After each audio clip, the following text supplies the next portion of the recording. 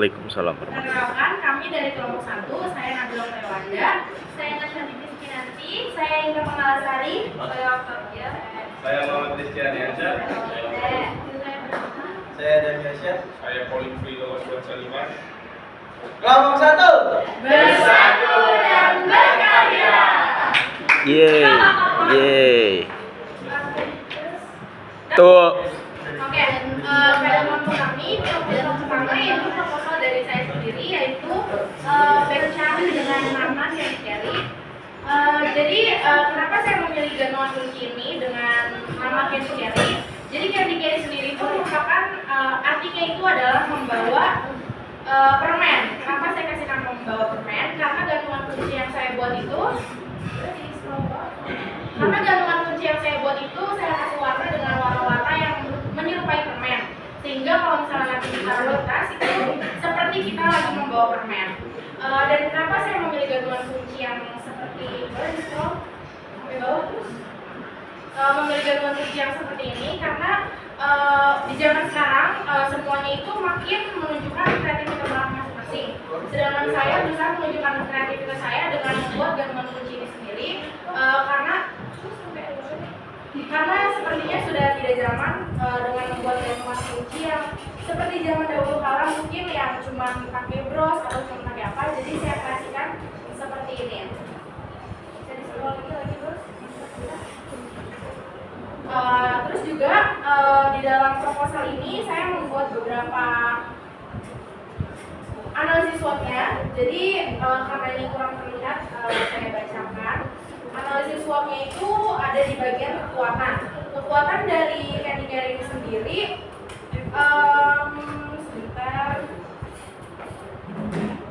Kekuatan dari Candy Carry sendiri itu pertama fungsional. Selain menjaga tas supaya mengetahui identitasnya, gantungan kunci ini juga memiliki fungsional. Selain di tas, dia juga bisa digunakan di gantungan kunci motor, mungkin kunci rumah. Jadi nggak hanya di tas aja. Lalu juga ada ukurannya kecil, jadi itu mudah dibawa dan mudah disimpan. Lalu juga desainnya itu beragam. Ini salah satu contoh desainnya. Jadi desainnya itu nggak monoton, nggak cuma hanya satu atau dua aja.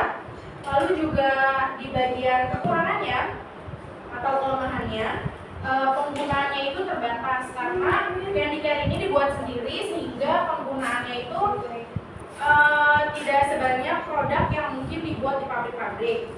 Lalu juga kelemahannya salah satunya yaitu pasar kecil karena tidak semua orang membutuhkan gantungan tas seperti ini. Lalu juga ada peluangnya, yaitu salah satu peluangnya karena ini merupakan aksesoris fashion. Jadi apalagi di zaman sekarang aksesoris fashion itu sangat berguna. Jadi nggak cuma buat tas, ini bisa seperti yang tadi saya bilang bisa dijadikan gantungan kunci ataupun lainnya. Lalu juga ini bisa dijadikan hadiah. Misal ada temennya ulang tahun, ini juga cocok buat dijadikan hadiah ulang tahun dengan harga yang relatif terjangkau.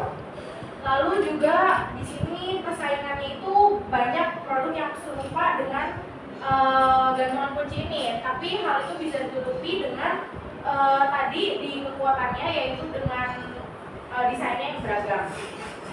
Lalu yaitu permintaannya itu rendah, jadi seperti yang tadi di bagian kelemahan, gak semua orang itu butuh gantungan kunci ini, tapi balik lagi dengan kekuatannya, dengan desain yang beragam dan juga fungsionalnya ini bisa diakalin.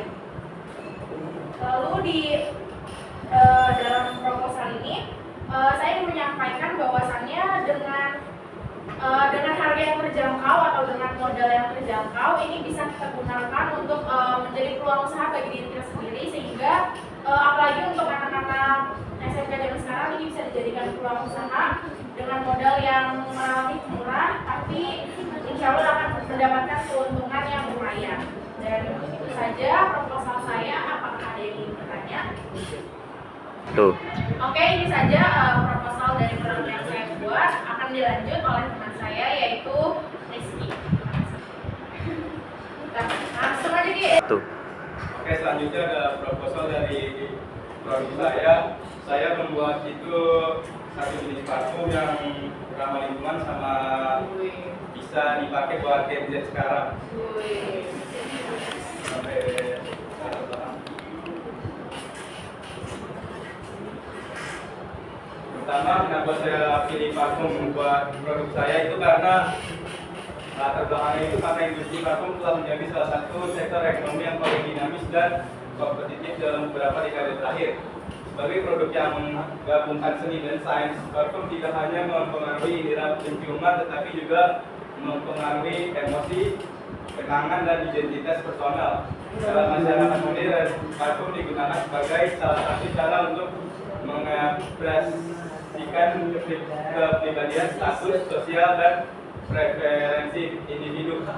Oleh karena itu, banyak perusahaan berlomba-lomba menciptakan produk parfum yang tidak hanya memiliki aroma yang menarik, tetapi juga mengandung elemen-elemen yang dapat memikat konsumen dan secara emosional dan psikologis.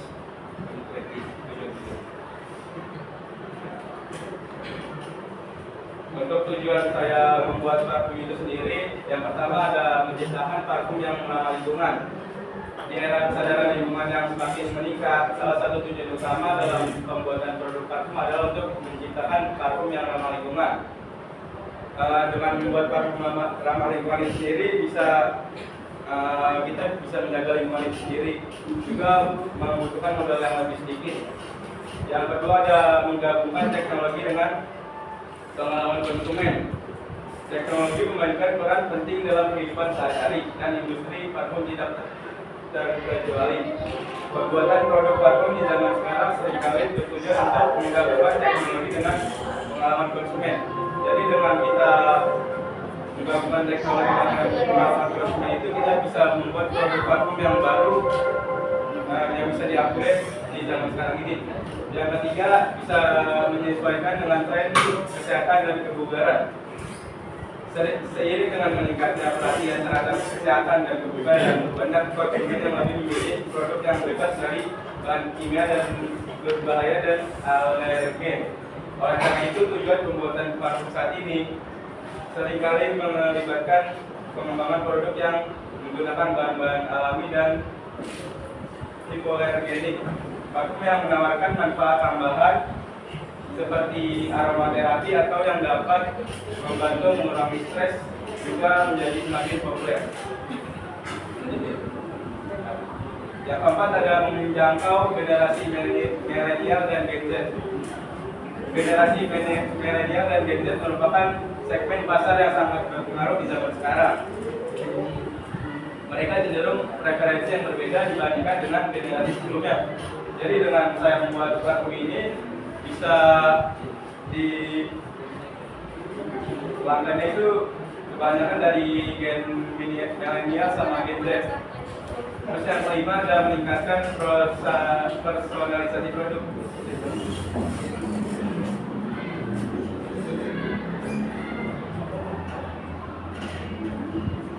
Preferensi individu ini berarti menciptakan parfum dengan berbagai pilihan aroma yang dapat dicampur dan disesuaikan oleh konsumen, atau menawarkan layanan custom mode di mana konsumen ini menciptakan aroma mereka sendiri. Yang keenam ada mengembangkan produk dengan etika sosial yang tinggi. Terus yang ketujuh ada memanfaatkan pemasaran digital dan media sosial. Di era digital, tujuan pembuatan parfum tidak terlepas dari strategi pemasaran yang memanfaatkan kekuatan media sosial dan pemasaran digital. Yang kedelapan ada menyediakan produk yang responsif terhadap perubahan tren. Zaman sekarang ditandai dengan perubahan tren yang cepat baik di dalam model gaya hidup maupun preferensi konsumen. Oleh karena itu, tujuan pembuatan parfum adalah untuk menciptakan produk yang dengan cepat menyesuaikan diri dengan tren yang berkembang.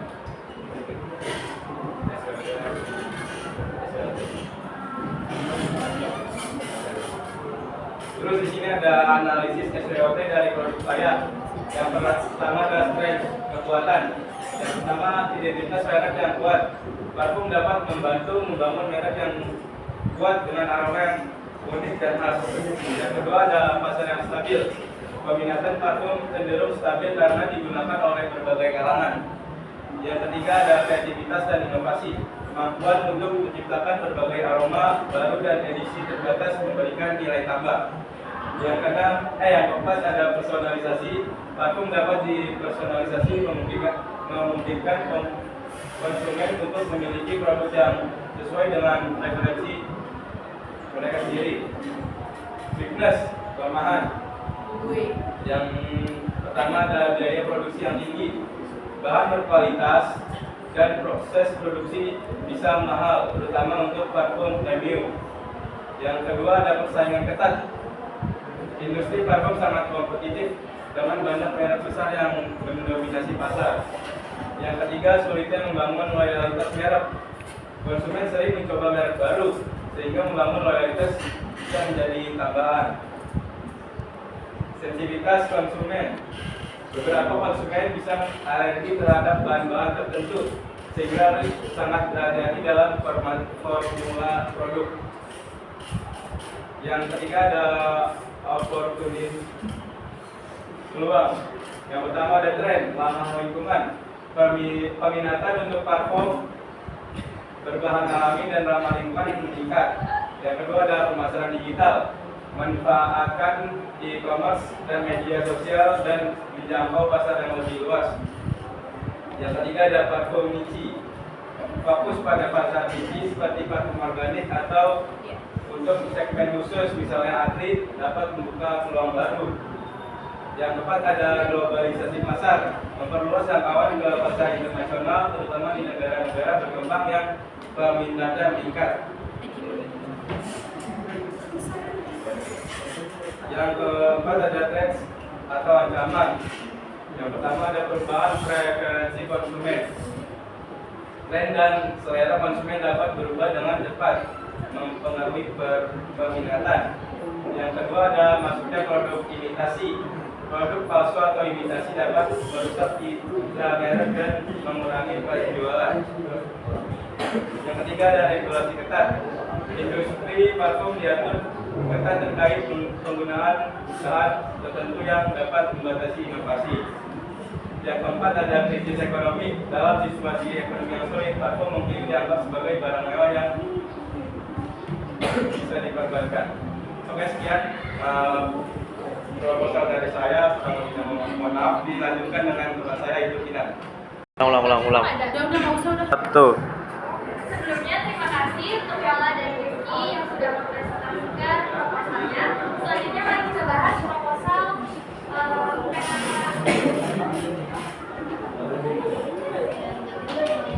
Bentar, motor ulang. Mother tuh. Baik, terima kasih sebelumnya untuk Rizky dan Yola yang sudah mempresentasikan proposalnya. Selanjutnya mari kita bahas laporan dari saya sendiri. Laporan pengambilan tentang produk Cumulus Burst Light.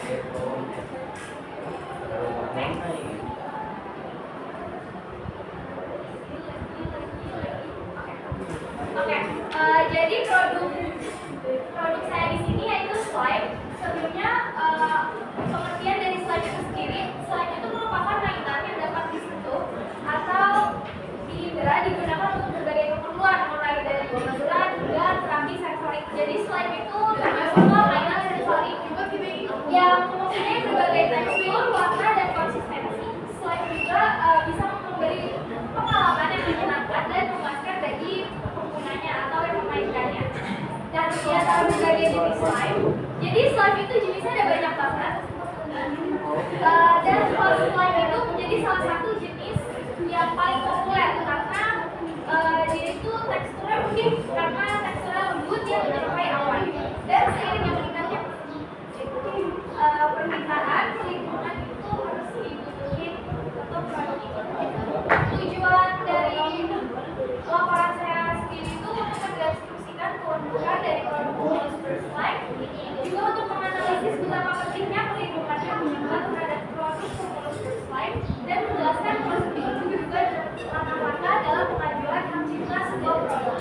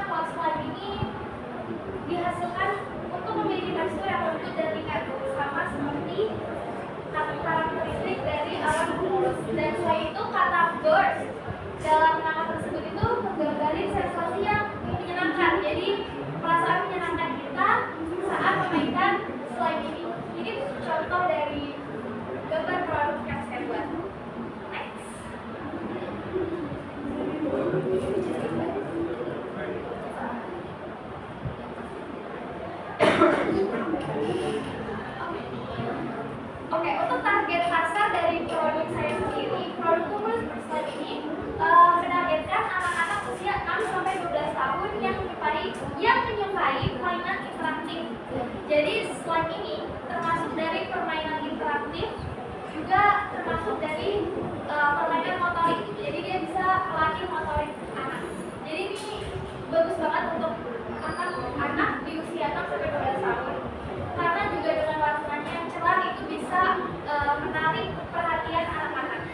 Tetapi meskipun begitu, produk ini juga cocok untuk remaja usia 13 sampai 18 tahun yang menggunakan slime untuk relaksasi dan konten media sosial. Jadi slime ini selain untuk permainan motorik, dia itu bisa merelaksasi yang memainkannya, orang yang memainkannya. Jadi dengan memainkan itu tuh kita bisa lebih rileks gitu. Terus nggak sampai situ aja, slime ini juga bisa buat orang dewasa usia 19 sampai 35 tahun yang mencari alat pereda stres atau hobi kreatif. Jadi yang sebelumnya saya jelaskan juga slime itu bisa mengatasi stres. Karena kalau kita mainin slime itu tuh bisa membuat kita relax gitu. Nah, produk ini juga ditunjukin buat institusi pendidikan atau terapi yang memanfaatkan slime ini sebagai alat bantu belajar untuk motorik yang dari tadi sudah saya sebutkan juga. Lalu lanjut ke peluang dan keuntungan usaha dari kumpul sumber slime ini. Peluangnya itu besar banget. Produk ini memiliki peluang yang besar karena dia banyak disukai oleh anak-anak, remaja, bukan orang dewasa. Dan permintaan juga meningkat karena tren membuat sendiri dari terapi sensorik menggunakan media sosial untuk promosi juga bisa menjangkau banyak orang dengan biaya yang rendah. Dan keuntungan dari produk ini juga termasuk biaya produksi yang rendah dan keuntungan yang tinggi dengan berbagai pilihan warna, aroma. Jadi FYI, slime ini juga bisa punya banyak macam-macam aroma yang bisa kita atur sendiri mau aromanya apa. Produk ini menarik banget untuk pelanggan dan dengan pemasaran yang baik, produk ini bisa meraih pasar-pasar yang lebih luas dan meningkat lagi keuntungannya.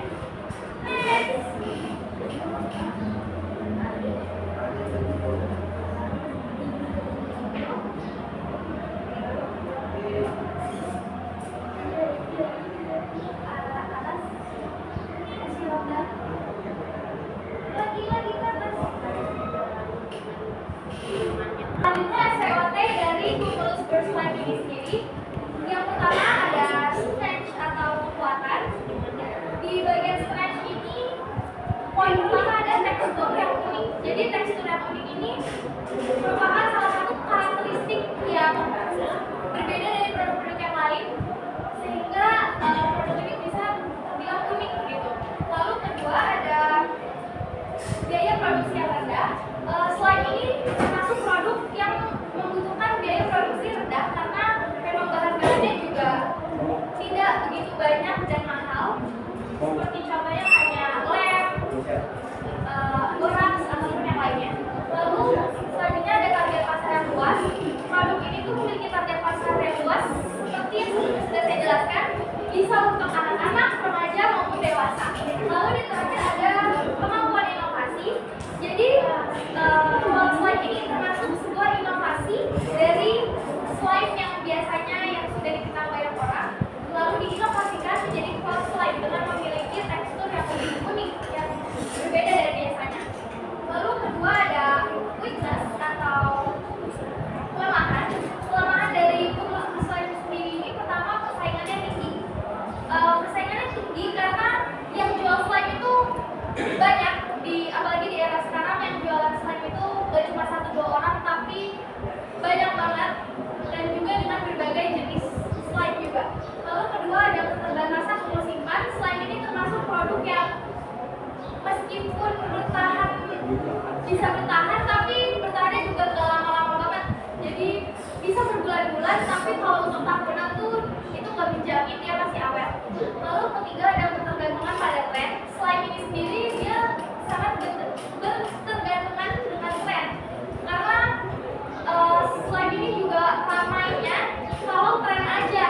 Jadi kalau ada tren-tren baru dia itu jadi udah dilupain lagi sama orang-orang. Lalu ada yang selanjutnya ada opportunities atau peluang. Yang pertama ada pertumbuhan pasar mainan sensorik seperti